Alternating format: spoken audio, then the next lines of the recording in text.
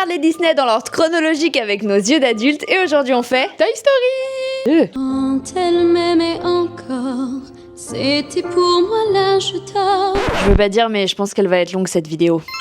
Ça va aller. Génial. C'est trop bien. Mille et une pattes, c'était mieux. Le hater originel. Génial, incroyable. Ouais, de ouf. C'était très drôle, on s'est beaucoup amusé. C'est bourré de rêves. Comme il a dit. Les refs, parlons-en. Vous avez pas idée à quel point ce visionnage a été une usine à refs. Toi Ben, c'est quoi ton anecdote préférée? Moi, c'est le fait que aux 3/4 de la production du film, il a failli être totalement supprimé. En fait, il y a eu une erreur de la part d'un des employés de Pixar et ça a totalement supprimé tous les disques durs qu'il y avait dans la boîte. Mais heureusement, une des employées qui était en télétravail parce qu'elle venait d'avoir un enfant et donc elle avait fait une copie du film et du coup, c'est la seule personne de tout Pixar qui avait encore le film chez elle. En termes d'anecdotes, déjà, on a toutes les anecdotes qu'on a sur Star Wars. Donc ouais, si vous êtes fan de Star Wars, franchement, Toy Story 2, c'est le bon film pour.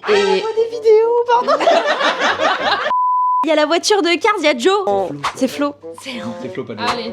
Non, qui est notamment celle qui tient le café. Beaucoup trop de refs à mille et une pattes. Plus des rêves, c'est de la propagande. Je trouve que ça ressemble pas mal au 1. Il y a une grosse séquence émotion. Est-ce qu'on a une grosse séquence émotion dans le 1? Plus genre terreur, frayeur, film d'horreur. Il y a quand même une des plus belles scènes de tout le cinéma d'animation qui est le moment où Woody est nettoyé. Genre c'est ultra satisfaisant, enfin on va pas se le cacher. Woody, il a vraiment le même problème dans tous les films. Problème de confiance en soi, finalement. Oui. Après, il est mis sur l'étagère avant le grenier quand même. C'est émotionnel. Ah, il y a un truc tout à l'heure, Swazi, que tu voulais demander à Ben. J'ai dit gardons-le pour la vidéo, c'était quoi? Que j'ai déjà expliqué. Ah bah nickel.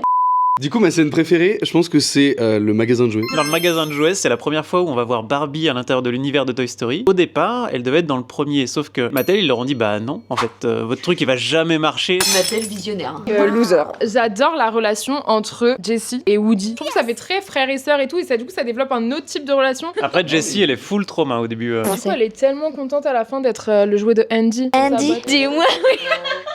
Il y a vraiment un plan hyper tendancieux de Buzz qui déploie ses ailes. En fait, c'est marrant parce qu'ils arrivent à avoir des détails hyper forts sur la 3D. Et quand ils filment la ville ou les immeubles, t'es genre, aïe, c'est plat. Ouais. Il y a quand même des améliorations. On voit beaucoup plus les humains, mais tu sens que... Vous voyez pas le visage de la maman dans le premier, non? Surtout que dans le 1, j'ai l'impression qu'on est tout le temps à hauteur d'enfant un peu. Voilà, à hauteur de jouet surtout. Les enfants, c'est tous les mêmes. C'est juste un clone d'Andy. Avant de commencer le film, pour moi, c'était vraiment le moins bon de tous les Toy Story. Et finalement, non. Est-ce qu'il se battrait pas un peu avec le 4 pour être à la 3ème position? J'ai chialé dans le 4. Mais t'as chialé de quoi? Il sert à rien le 4. Lequel t'as pas chialé?